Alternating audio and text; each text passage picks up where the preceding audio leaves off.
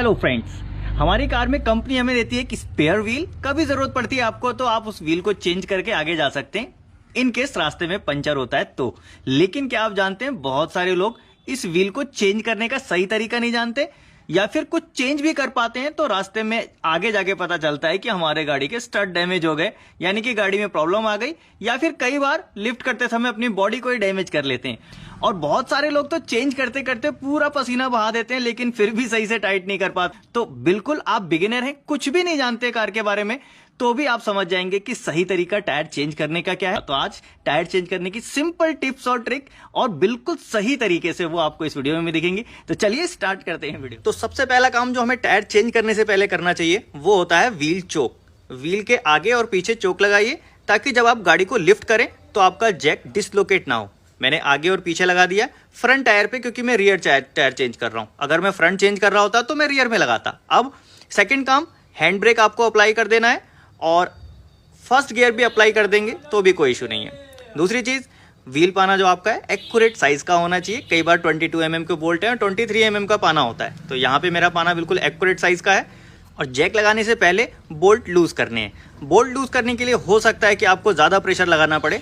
अगर आपका ये जो व्हील पाना है बड़ा नहीं है, तो छोटा पाना होता है तो ज़्यादा प्रेशर लगाना पड़ता है, तो उस टाइम पे आप पाना लगा के इसके ऊपर पैर रख के भी इसको खोल सकते हैं। दूसरी चीज़, इसको आपको पूरा लूज नहीं करना है, पूरे बोल्ट को निकालना नहीं है, सिर्फ लूज करके लेना है। और जितनी बार भी सॉकेट चेंज करते हैं इस बोल्ट से दूसरे बोल्ट पे लगाते हैं, याद रखिए कि बिल्कुल परफेक्टली लगा हुआ हो। हाफ लगा हुआ होगा तो फिर आपको बोल्ट खराब होने की दिक्कत आ सकती है। अब टाइम आता है हमको जैक लगाने का। जैक से गाड़ी को करना है लिफ्ट। तो जैक लिफ्ट करने के लिए ज़रूरी होता है कि जैकिंग पॉइंट पे आप लगाएं। जैकिंग पॉइंट कहाँ है वो दिखाता हूँ। ये देख रहे हैं, ये साइड में इस तरह की एक कॉर्नर बना हुआ होता है, ये इस तरह से बना हुआ होगा। और जो कंपनी का जो जैक आता है उसमें आप देखेंगे स्लॉट होती हैं। ये कंपनी का नहीं है, बाहर का जैक है, तो इसमें स्लॉट्स नहीं है।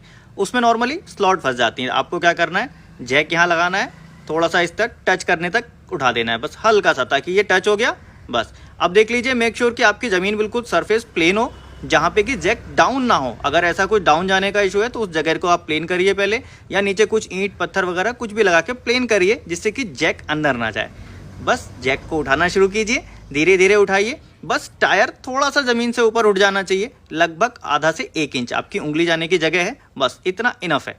आपने टायर को उठा दिया। अब आप जो है सारे बोल्ट लूज करके हटा लीजिए।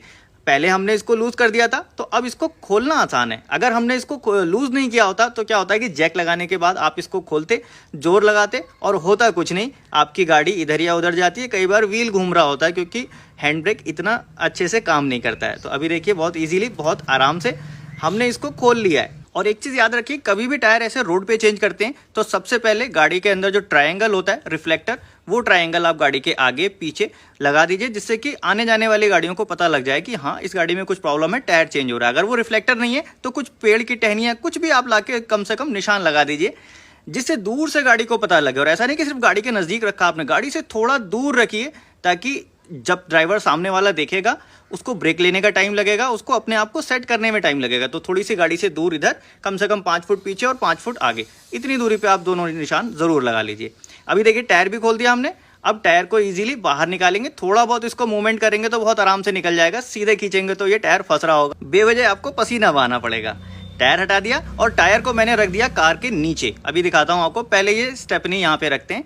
अब ये देखिए, टायर मैंने रख दिया नीचे। इन केस अगर कभी कुछ जैक फेल होता है, कुछ होता है, तो गाड़ी डायरेक्ट नीचे नहीं जाएगी, इस टायर पे आ जाएगी। अब आपको लगाना होता है आपका टायर।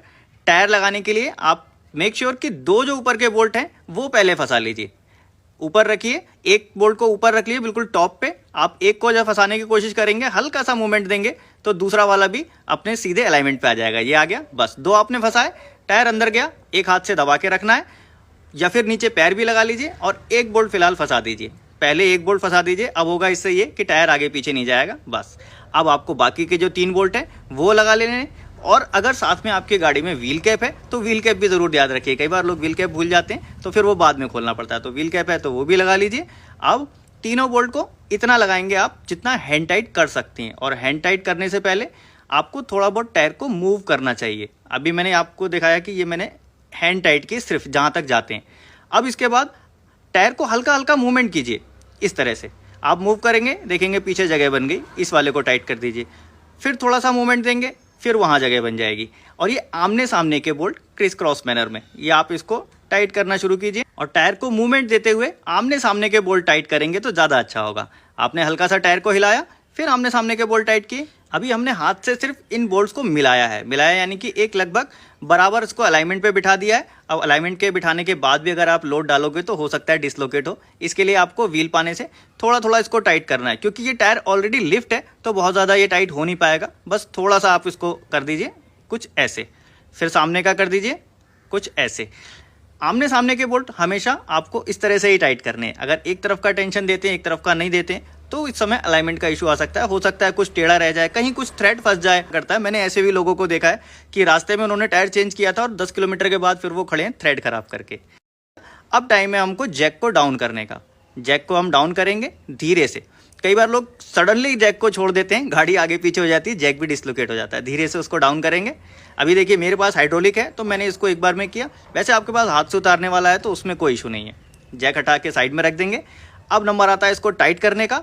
हाथ से टाइट कीजिए और इसके बाद ज़रूरत पड़े आपको तो एक पैर लगाइए, एक पैर से धीरे धीरे उसको नीचे पुश करके टाइट करना शुरू कीजिए। और ये भी क्रिस क्रॉस मैनर में आमने सामने। और पैर से दबाने का मतलब ऐसा भी नहीं कि आप पूरा इसके ऊपर लोड डाल दें पूरे चढ़ जाएं, पूरे चढ़ने की ज़रूरत नहीं है। आप धीरे धीरे उसको दबाएंगे तो आपके हाथ से ताकत कम लगती है, यहाँ थोड़ी ज़्यादा लगेगी तो आप अच्छे से समझ पाएंगे। एक पॉइंट आता है वहाँ बोल्ट खुद रुक जाता है, आपको समझ में आ जाएगा कि ये बस एंड हो गया है। और अगर इस तरह से नहीं टाइट करते हैं तो लूज रहता है बोल्ट। लूज रहने के बाद चलने के बाद गाड़ी में फिर क्या होता है, प्ले आती है और प्ले से पूरा स्टड खराब हो जाता है। आप चलाओगे गाड़ी के अंदर वाइब्रेशन फील होगी, थोड़ी दूर बाद जाल के स्टड खराब हो जाएगा और फिर आप ऐसे फंसोगे कि आपके पास अब कोई चारा नहीं बचेगा। क्योंकि जब स्टड खराब हो गया तो फिर आपको उस गाड़ी को ले जाना पड़ेगा मैकेनिक के पास, फिर वो वेल्डिंग वगैरह करके उसको काट के निकालते हैं तो बहुत बड़ा इशू हो जाता है। वो सारी चीज़ों से बचने के लिए मैंने आपको बिल्कुल एक छोटा सा सही तरीका बता दिया। अगर अच्छा लगा हो तो ज़रूर इस वीडियो को लाइक कर दीजिएगा और मन में भी कोई सवाल रह गया हो तो नीचे कमेंट बॉक्स में लिख सकते हैं। मिलूंगा नेक्स्ट वीडियो में ऐसे ही किसी इंटरेस्टिंग टॉपिक के साथ।